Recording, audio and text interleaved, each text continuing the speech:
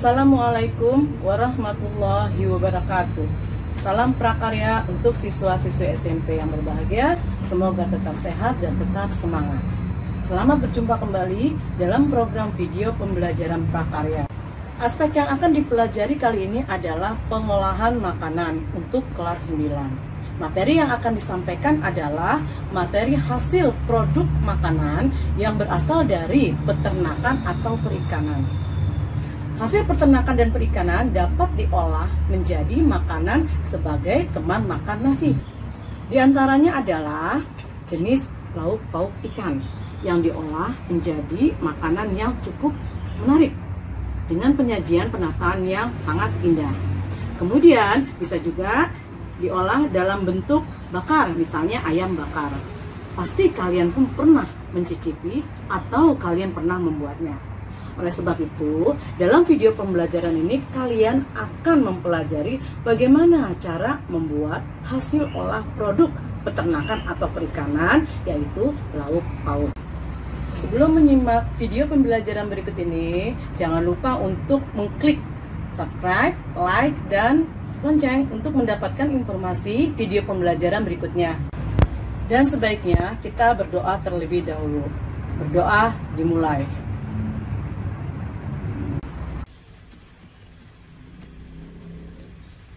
Indonesia merupakan negara yang memiliki sumber daya alam yang beraneka ragam.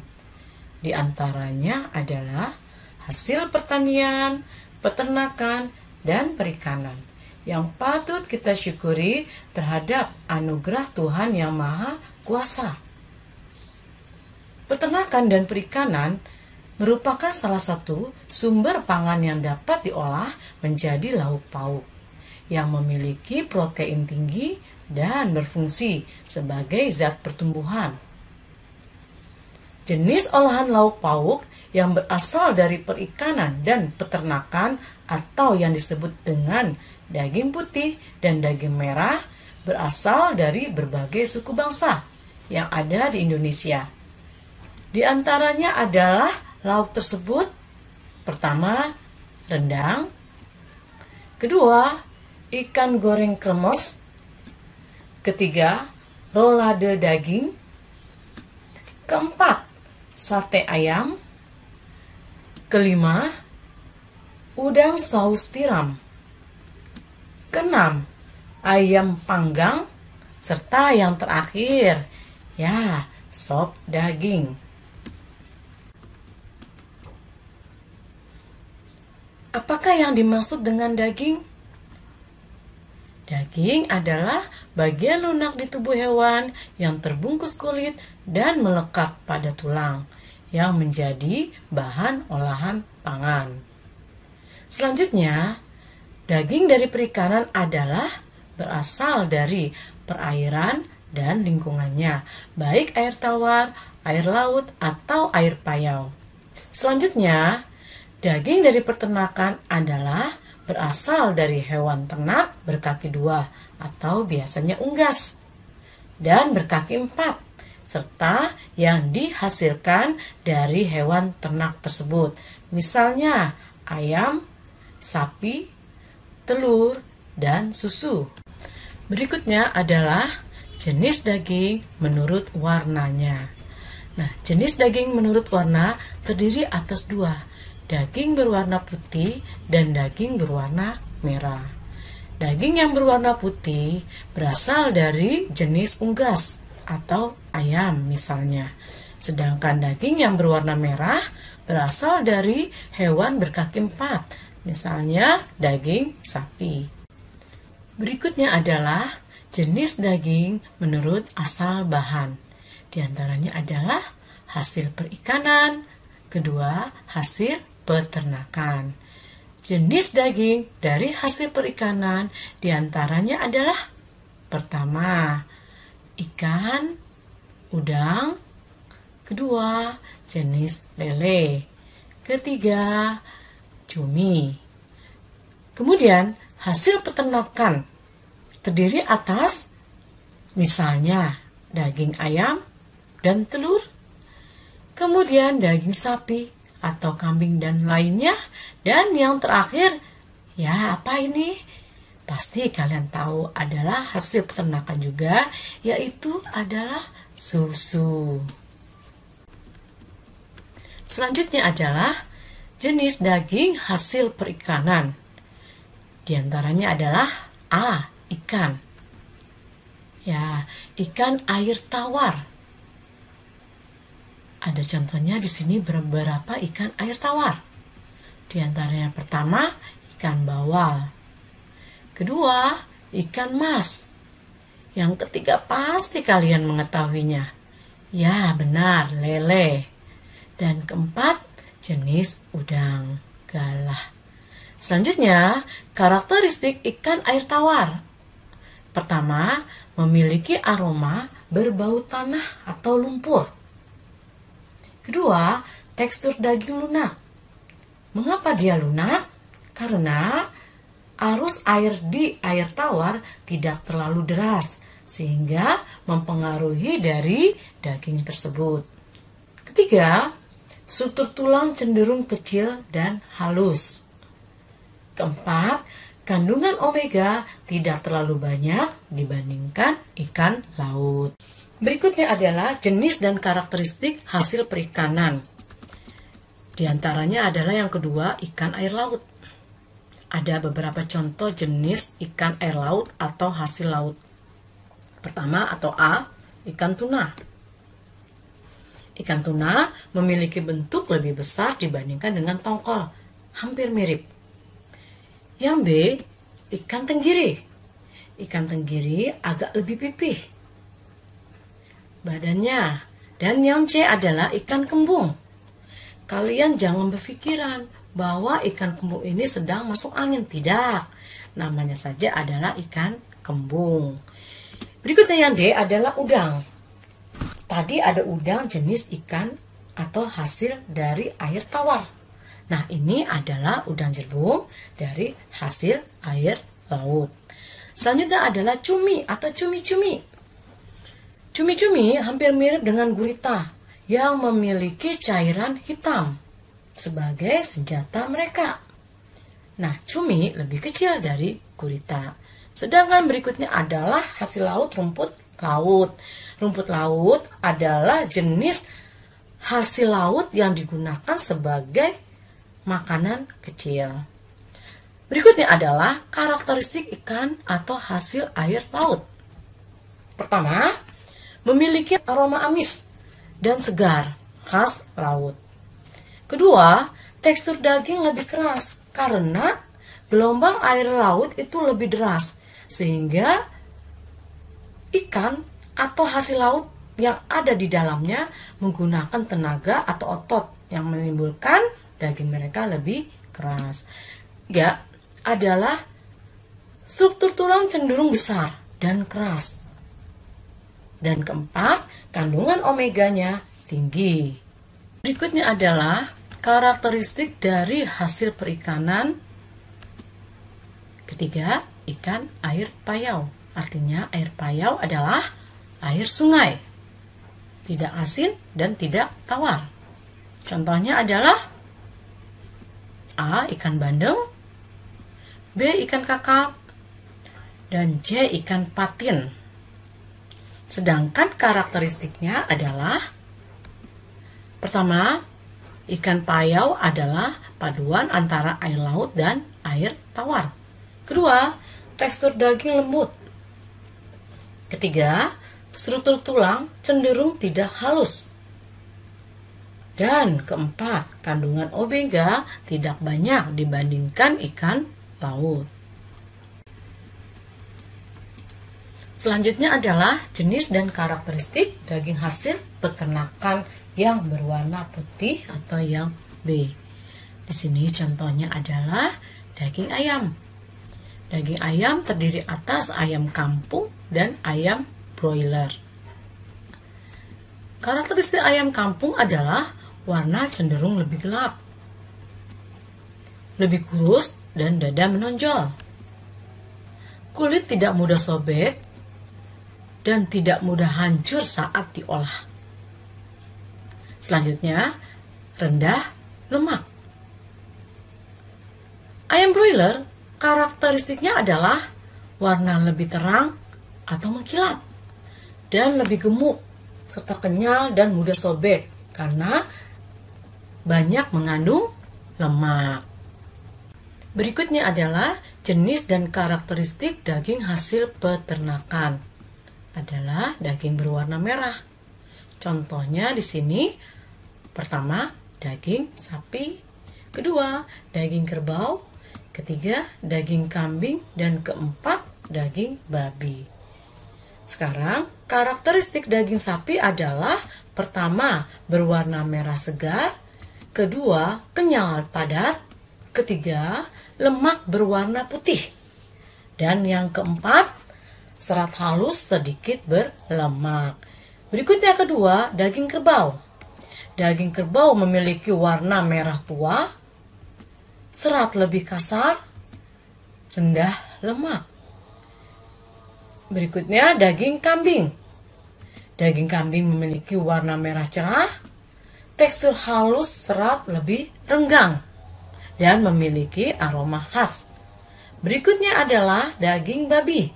Kenapa kalian mesti mengetahui perbedaan warna daging atau ciri khas lainnya agar kalian tidak salah memilih? Daging babi berwarna merah muda pucat atau hampir merah jambu. Kedua, serat halus dan renggang serta memiliki banyak lemak dan padat. Selanjutnya adalah jenis dan karakteristik hasil peternakan. Di antaranya adalah telur dengan berbagai macam bentuk. Pertama, telur ayam negeri. Kedua, telur bebek. Ketiga, telur ayam kampung. Dan keempat, telur puyuh berukuran kecil dengan memiliki corak. Selanjutnya, karakteristik dari telur.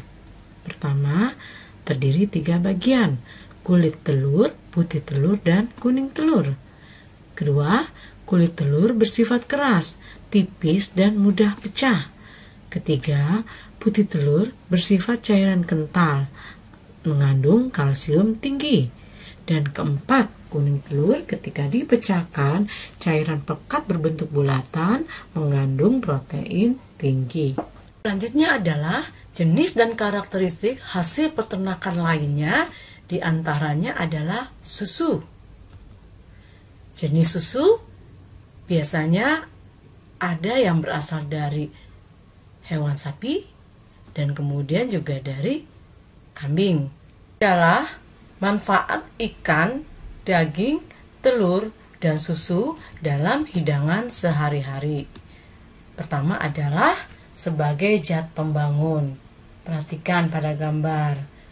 Seorang bayi yang sedang masa pertumbuhan membutuhkan zat gizi sehingga mengalami pertumbuhan yang baik.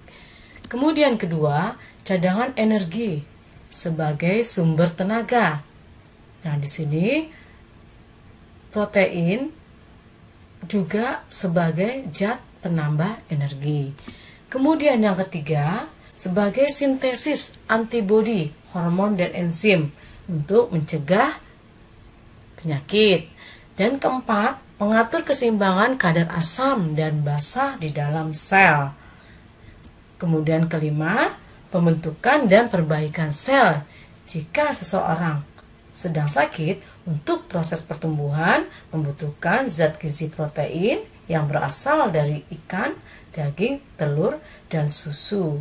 Berikutnya adalah alat pengolahan makanan yang berasal dari ikan, daging, telur, dan susu. Di antaranya adalah pertama, alat persiapan. Terdiri atas talenan dengan pisau. Kemudian baskom. Ketiga, cobek dengan muntu untuk menghaluskan bahan makanan. Berikutnya adalah yang D, untuk menghaluskan bahan makanan yang menggunakan tenaga listrik. Berikutnya adalah alat pengolahan, adalah alat yang digunakan ketika proses memasak. Pertama adalah kompor. Kedua, wajan bersama dengan sutil atau sodet. Yang C, yaitu dandang. Dan yang D, adalah panci. Berikut adalah alat penyajian dan pengemasan yang digunakan untuk mengolah dan menyajikan makanan dari lauk pauk. Pertama adalah piring ceper, yang B mangkok, dan yang C adalah alat kemasan yang terbuat dari bahan kertas tebal. Dan alat kemasan berikutnya adalah dari plastik. Langkah berikutnya, pengemasan olahan ikan, daging, dan telur. Jenis pengemasan diantaranya adalah berdasarkan kegunaannya. Pertama adalah A. Kemasan primer, di mana kemasan primer adalah contoh kaleng yang digunakan untuk penyimpanan makanan olahan. Kemudian yang B, kemasan sekunder. Kemasan sekunder adalah kemasan yang digunakan untuk meletakkan makanan kaleng yang lebih dari satu dalam tempat, seperti misalnya kardus.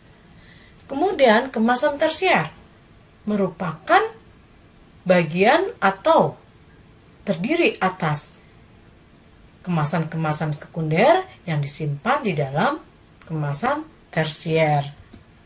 Berikut adalah video bagaimana cara memilih ikan yang segar atau ikan yang layak dikonsumsi. Saya akan berbagi tips soal gimana memilih ikan yang segar. Secara garis besar ada dua bagian dari ikan, yaitu bagian luar dan bagian dalam. Untuk bagian luar yang harus diperhatikan pertama adalah mata. Mata harus bening seperti ini, tidak merah. Yang kedua, kulitnya harus benar-benar mengkilat, tidak cacat atau bekas koresan. Dan berikutnya, untuk dagingnya ketika kita tekan tidak meninggalkan jejak seperti ini. Oke. Yang berikutnya itu untuk bagian luarnya, bagian dalam maksudnya, yaitu insangnya harus dalam keadaan merah segar seperti ini. Nah, kalau sudah seperti ini, tanda-tandanya ikan ini segar dan layak untuk dikonsumsi. Itu tips sederhananya, silakan diikuti. Terima kasih.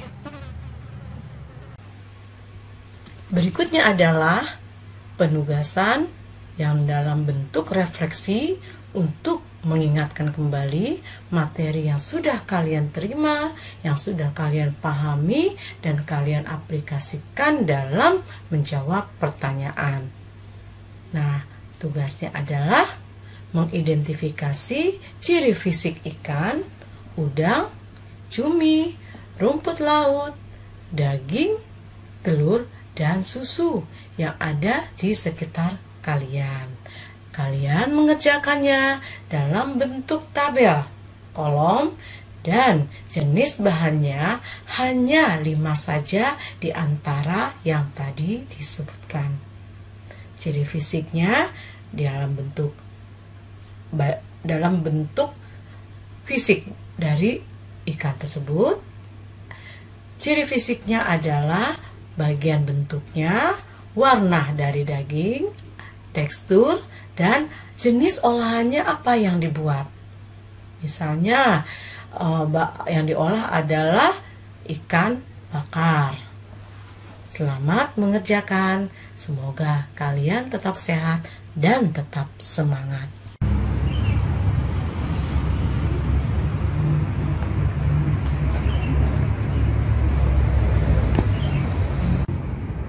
Demikianlah materi pembelajaran kali ini. Sampai jumpa pada program video pembelajaran berikutnya. Assalamualaikum warahmatullahi wabarakatuh. Salam prakarya, tetap stay at home.